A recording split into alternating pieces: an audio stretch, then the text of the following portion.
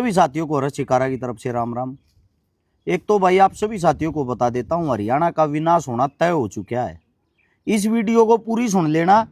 और मैं ये चाहता हूं जो पढ़ा लिखा वर्ग है, स्टूडेंट हैं, उन बच्चों के लिए ये वीडियो भाई। थारा पहली बात तो ये, हरियाणा के जितने भी स्टूडेंट छात्र, थारा काम के रह गया। गर्मी आवे हैं, हरिद्वार कावड़ लेने चले जाओ हो, उड़े की कावड़ निमटा है, कोला पर चले जाओ हो, कोला पर ताओ हो, झंडा ठाके खाटू श्याम हो लियो हो।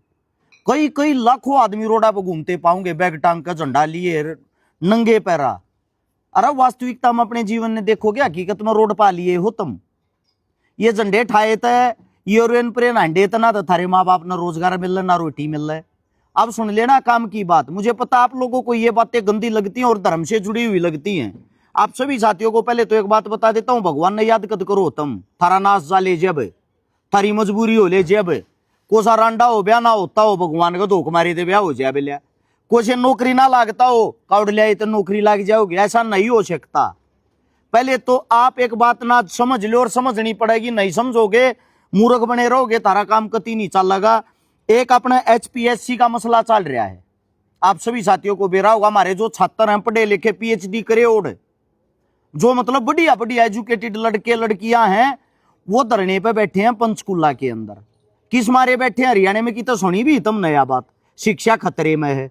किसी ने नहीं सुनी होगी, शिक्षा खतरे में है। आप लोगों को बता देता हूं, प्रोफेसर की भर्ती निकली थी 2424। उनमें कह एक महकमे की बात कराएंगे, इंग्लिश के जो प्रोफेसरों की भर्ती थी वो थी 613 वैकेंसियां। उस 613 वैकेंसियां में मात्र 145 वैकेंसियां पर भर्ती करे गए हैं, बाकी खाली राखी हैं। क्यों राखी हैं, उसका कारण क्या है आप लोगों को बताता हूं। साथ में एक डिफेंस की भर्ती निकली थी जिसमें 23 वैकेंसी थी, मात्र 5 भर्ती करी। जितने जो मेरे साथी हैं जो ये सोचने लग रहा, सरकारी सियाण लग रहा, थार तो रोजगार दे बिना, पर्ची बिना खर्ची हो, थारा इतना मोटा बैम है जिसकी कोई हद नहीं। 613 जो वैकेंसी आती है, 145 पर जो भर्ती कर ली, उस तैयारी जो खाली रखी है, वो खाली रखने का कारण पता है क्या है? जो थारा विधायक है, जो थारा MP है, जो थारा MLA, तुम उसका जाकर पहले तो उसकी जी हजूरी करो, उसका पानी मारो, फिर वो तुम न उस पद पर नौकरी दिलवाओगा। और नौकरी पक्की नहीं, कच्ची, जिसने आजकल कहे हैं HKRN, सभी को बेरा भी होगा। मतलब कि जो नौकरी, जो थारी सैलरी, जो थारी तनख्वाह लाख रुपया की नौकरी की शुरुआत होनी चाहिए, उड़ा तुम 20,000 रुपया में प्राइवेट पढ़ाने जाओगे। और एक जो सबसे बड़ा और सबसे मोटा घोटाला हो रहा है आप लोगों के सामने, वो बताता हूं। हरियाणा की जिस लड़की ने नेट के एग्जाम में पहली रैंक प्राप्त करी, कौन सी पहली रैंक है? ऑल इंडिया का जो नेट का एग्जाम हो उसके अंदर, उस लड़की को इस पेपर के अंदर फेल कर दिया जाता है। HPSC का ये प्रोफेसर के पेपर चल रहे हैं HPSC के माध्यम से, इस पेपर के अंदर उस लड़की को फेल कर दिया जाता है। सोचने का विषय यह है, जो हिंदुस्तान में फर्स्ट आ गई वो लड़की हरियाणा के पेपर में फेल हो जाती है। ये एक लड़की की बात नहीं कर रहा हूं मैं, ये बहुत सारी लड़की और लड़कियों की बात कर रहा हूं जिन्होंने नेट में टॉप किया है। वो यहां पे ये असिस्टेंट प्रोफेसर का टेस्ट पास नहीं कर पाए। हमारी सरकार ऐसा कौन सा सब्जेक्ट लेके इन बच्चों से सवाल जवाब करती है कि ये उस पेपर को पास नहीं कर पा रहे? इसका मतलब सरकार का मकसद उनको फेल करना ही है, उनको लेना ही नहीं चाह रहे। पहली बात तो ये है, रूल ऐसा होना चाहिए, रूल के आधार पर जिसने नेट क्लियर कर लिया उसका टेस्ट ही नहीं होना चाहिए।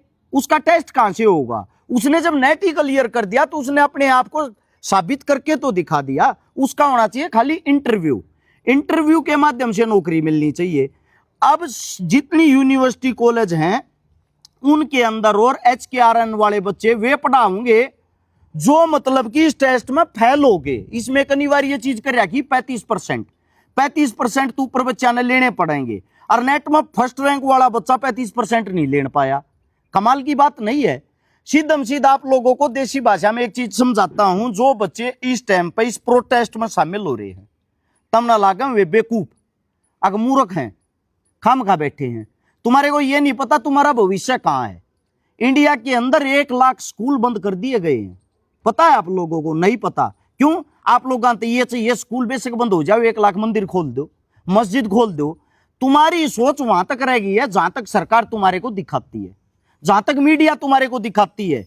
मैं आप लोगों को बताना चाहता हूं, ये एक ऐसी लड़ाई है जिस लड़ाई को स्टूडेंटों ने लड़ना चाहिए। उस लड़ाई पे स्टूडेंटों की हालत बताता हूं क्या हो चुकी है।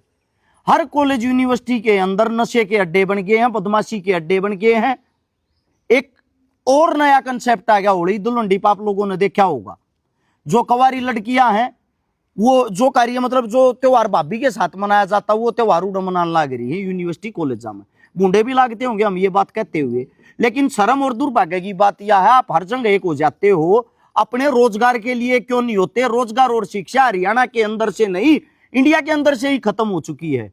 अब आप लोगों के सामने एक चीज और बताता हूं, प्रत्येक स्कूल का अगर आंकड़ा निकालोगे हरियाणा के अंदर लगभग 1 करोड़ रुपए सालाना एक स्कूल का खर्च आता है सरकार की तरफ से। उस 1 करोड़ रुपया में कभी 30 से 40 लाख रुपए हर साल सारा खर्चा निकाल के बच जाते हैं, जो स्कूल की बिल्डिंग में लगने चाहिए वे लगाए नहीं जाते। देश का दुर्भाग्य है, देश के बड़े बड़े जो मंत्री हैं वो स्कूल और हॉस्पिटलों के, प्राइवेट हॉस्पिटलों के और स्कूलों के वेलकम करते हैं, फीता काटते हैं उनका। मतलब कि मैं अभी हाल में देख रहा था, हमारे शिक्षा मंत्री साहब एक हॉस्पिटल का, नए प्राइवेट हॉस्पिटल का फीता रिबन काट रहे और उनको बधाइयां दे रहे। मतलब हमारे लिए इससे बड़ा दुर्भाग्य क्या होगा। सरकार को सरकारी चीजें खोलने की बजाय उन पर ताला लाकर प्राइवेट चीजें खोल रहे हैं। अब प्राइवेट स्कूल में बच्चा आम घर का पढ़ ही नहीं सकता। अब जो नौकरियों का विषय, इसमें आम घर का बच्चा तो कभी नौकरी लग ही नहीं सकता। कैसे लगेगा? ना तो उसकी सिफारिश होगी, ना वो नेता मंत्री के पास जा पाएगा, तो नौकरी रोजगार कहां से मिलेगा। आप सभी साथियों को इतना ही कहना चाहता हूं, शिक्षा के लिए आवाज उठाएं। और शिक्षा के लिए मैं कुछ एक भाई से आप लोगों को मिलवाता हूं और मैं ये चाहता हूं भाई आप लोगों को थोड़ा डिटेल में बताऊंगा ताकि आप लोगों को पता लग जाए। यहां पर हो आप,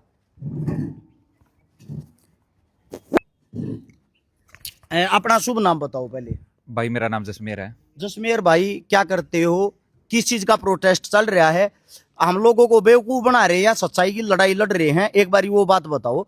पहले तो मैं जसमेर भाई बता देता हूं, जसमेर भाई इसी सरगांव से है, जिसके घर में 1 किला तक जमीन की नहीं, जिसके घर में कोई कमाई का साधन नहीं। पीएचडी ये लड़का करने लग रहा है। सिर्फ इसकी माता जी है जो इसकी पढ़ाई का खर्चा कैसे न कैसे दुखी सुखी होकर निकाल के अपने बच्चे को पीएचडी करवाने लग रही है। इस भाई की इतनी उम्मीद टूट गई, इसने जितने लाख रुपए इस पढ़ाई पर लगा लिए, इतने लाख रुपए अगर यो किसी बिजनेस में या रोजगार में लगाता तो शायद आज के टाइम यो कामयाब होता। इसने शिक्षा को अपनाया और शिक्षा को अपनाने के बाद भी इन भाइयों का क्या हाल है एक बार सुनो। भाई ऐसा है, जो हर्ष भाई ने पहले बताई कि जो शिक्षा है जो खत्म बिल्कुल हरियाणा से, जो पहले स्कूल खत्म हो गए अब कॉलेजों को खत्म करने की बारी चल रही है। मैंने असिस्टेंट प्रोफेसर का एग्जाम दिया था और मेरे जैसे हजारों बच्चों ने असिस्टेंट प्रोफेसर का एग्जाम दिया था और 35% का क्राइटेरिया जो ए बी ग्रुप की एचपीएससी की अलग अलग भर्ती सब में लगा रखा है, उसकी आड़ में बहुत सारी पोस्ट जो है खाली छोड़ दी गई है लगातार।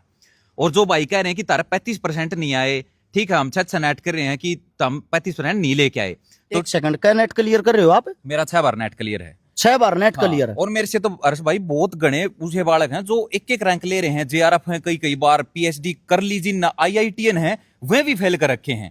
और आपने बता दिया कि 35% नहीं आए, उसका जो है एक वो दिखाऊं मैं, आपने एक बार देख लियो। अखबार की कटिंग है, अभी अगस्त महीने की ही है, ठीक है। और इसमें वाइस चांसलर बैठे थे, महिपाल डांडा साहब बैठे थे इस मीटिंग में। और इस मीटिंग में क्या होया कि जो पीएचडी स्कॉलर अब पढ़ा रहे हैं वो जो फेल हो गए, यानी कि असिस्टेंट प्रोफेसर की पक्की भर्ती में फेल कर दिए कि हमने पक्का तो नहीं लगाएंगे, लेकिन जो वर्कलोड बच गया कॉलेज में, बालक तो पढ़ाने पड़ेंगे। तो उन्होंने बोले कि जो पीएचडी स्कॉलर हैं ये पढ़ाओगे। अरे क्या हम पढ़ाओगे? फ्री में, पैसे नहीं दे रहे, फ्री में पढ़ाओगे। देख लो कितना डाटा हो। दिखाता हूं एक बारी भाई गौर से देखो, 180 कॉलेजों में, यूनिवर्सिटियों में जो ये बच्चे हैं, जो मतलब ये जो फेल हो गए, मतलब सरकार ने फेल कर दिए, तुम पास होने लायक नहीं हो, ये बच्चे इन यूनिवर्सिटी कॉलेज में फ्री में पढ़ाओगे। क्यों? हम पीएचडी करा है, इनकी डैडी करा, हाँ करना तो चाहिए हमने रिसर्च। क्यों हम पीएचडी करा, हाँ देश का काम आओ हमारी रिसर्च, ठीक है। देश आगे बढ़े, विश्व गुरु बने, लेकिन नहीं, विश्व गुरु नहीं बनाना, वो तो कहने में है। हम इनकी दिहाड़ी पिटाएं फ्री में, इन्हें पीछे नहीं देने पड़े। यह बात है भाई, इस अखबार में, या झूठ नहीं है। और अपॉइंट कर दिए हैं कुरुक्षेत्र यूनिवर्सिटी और एमडीयू में तो कॉलेज बड़का तक और करने शुरू हो गए। बड़ी चीज ये है, 150 करोड़ का अपनी आबादी का देश हो गया। 150 करोड़ के अंदर सबसे ज्यादा बच्चे जो हमारे देश के अंदर हैं वो यूथ है।